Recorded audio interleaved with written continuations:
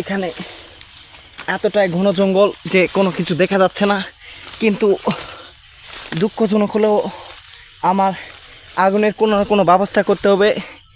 এখানে এখানে বেশিক্ষণ টেকা যাবে না, কিন্তু এখানে সাপ পোকামাকড় কেঁচো যা আছে আমাকে 19-20 করলে আমার মারা যাওয়ার একটা চান্স আছে।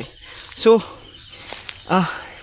সামনের দিকে এগিয়ে চোখ কান চারিদিকে খোলা রাখতে হবে। এখান থেকে একটু ভুল করা যাবে না, কারণ ভুল করলে আর হয়তো আমার কোনো কিছুই করতে পারবো না। আমার খানিকটা পথ পাড়িয়ে দেওয়া হয়েছে, কিন্তু আমাকে একটু কর্কট কুড়াতে হবে, আগুন জ্বালাতে হবে। আমি আগুন জ্বালাতে না পারলে হয়তো আর বেঁচে ফিরবো না। আর এখানটায় এতটাই গোলকধাঁধা আর ভয়াবহ যে আমার চারিদিকে একদম আটো হয়ে আসবে, আর আমাকে এখানে কোনো সাহস যোগাবে না, এখানে ভয় কাজ করবে, আর এখান থেকে আমার বেঁচে ফেরা অসম্ভব হবে। কিছুদিন আগে রিসেন্টলি যে ঘটনা, আমার গ্রীষ্মের 4 জন নাবিক এসেছিল, কিন্তু ওরা আর এখান থেকে এই গোলকধাঁধায় জঙ্গলটায় হারিয়ে গিয়েছিল, এখান থেকে আর বেঁচে ফিরতে পারে নাই। কিন্তু তারা অনেক চেষ্টা করার পরেও বাঁচতে পারে নাই, কারণ ওদের সেই ইয়াটা ছিল না। যাই হোক, আমি অনেকটা পথ পাড়ি দিয়ে এই আগুন জ্বালানোর প্রসেসিং করতেছি, কিন্তু এখানে যদি আগুন না জ্বালাতে পারি না, আমি এখানে ব্যর্থ হব, আর এখান থেকে আর হয়তো বেঁচে ফিরা হবে না।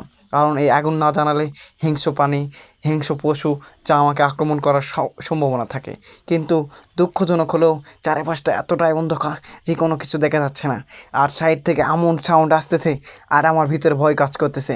কিন্তু ভয় কাজ করা যাবে না, এখানে মনোবল শক্ত রাখতে হবে, সাহস করে সামনের দিকে এগিয়ে যেতে হবে, কারণ এখানে মনোবলটাই সব। এখানে আমার এতটাই শীত আর এতটাই বৃষ্টি হয়েছে যে, আর চারিপাশটা এতটাই স্যাঁতস্যাঁতে যে এখানে আমার যে দেয়াশালাই মাছটা ছিল, আমি অল্পর জন্য বেঁচে গেছি, কিন্তু এই মাছটা ভিজে গেছে, জানি না জ্বলবে নাকি। তারপরেও হতাশ হওয়া যাবে না, চেষ্টা করতে হবে, সামনের দিকে এগিয়ে যেতে হবে। আমি অনেক চেষ্টা করতেছি, কিন্তু হচ্ছে না। কিন্তু দুঃখজনক হলেও আমার এখানে হাল ছাড়া যাবে না। কবি রবীন্দ্রনাথ ঠাকুর বলেছে, একবার না পারিলে দেখো শতবার। কবির কথা শুনে সবাই আজে কবি হয়ে গেছে, গাঁজাখোর হয়ে গেছে, নেশাখোর হয়ে গেছে, কিন্তু আমি কবির কথা স্মরণ করে অ্যাজ চিরকুমার রয়ে গেছি। আমার এলাকার আমি একমাত্র চিরকুমার, কিন্তু এতটা চেষ্টা করতেছি, কিন্তু আগুন জ্বলতেছে না। না জ্বলুক, কিন্তু আমাকে হাল ছাড়া যাবে না। মা বলেছে, একবার না পারিলে আর একবার দেখো, আর দ্বিতীয়বার না পারলে ছেড়ে দাও। কিন্তু এখানে কোনোভাবে আমার হাল ছাড়া যাবে না, হাল আমি ছাড়তে চাই না। যদি হালে আমাকে ছেড়ে দেয়, কিন্তু হতাশ হওয়া যাবে না। এখানকার কথা স্মরণ করে আমাকে টিকে থাকতে হবে। কখনোই কোনো কিছুতে হাল ছাড়লে সেটা কখনোই সাকসেস হয় না, আর এই কথাটাই আমার সারা জীবনে স্মরণীয় হয়ে থাকে। দুঃখের কথা আর কী বলবো, যেখানে সময় আর কপাল খারাপ যায়, সব কিছুই খারাপ যায়, কিন্তু এখানে স্যাঁতস্যাঁতে আর কচকচে আমি চেষ্টা করতেছি। যদি ব্যর্থ হওয়া যাবে না, হাজারো চেষ্টা করার পর সফলতা একদিন আসবে। জীবনে যত বন্ধুই রাখবেন, যত কিছুই রাখবেন, আপনাকে সবাই ধোঁকা দিবে, ছেড়ে যাবে, কিন্তু একা যদি বাঁচতে পারেন, টিকে থাকতে পারেন, সেটাই আপনি হিরো। আপনি যদি একটা মানুষের জন্য জীবনও দেন, কখনো একটা মানুষের মন পাবেন না, কারণ এখানে একা টিকে একা থাকে যদি বাঁচতে পারেন, তাহলে আপনি প্রকৃত অর্থে হিরো। মানুষকে কখনো ভালোবাসবেন না, কখনো মানুষের পিছনে যাবেন না।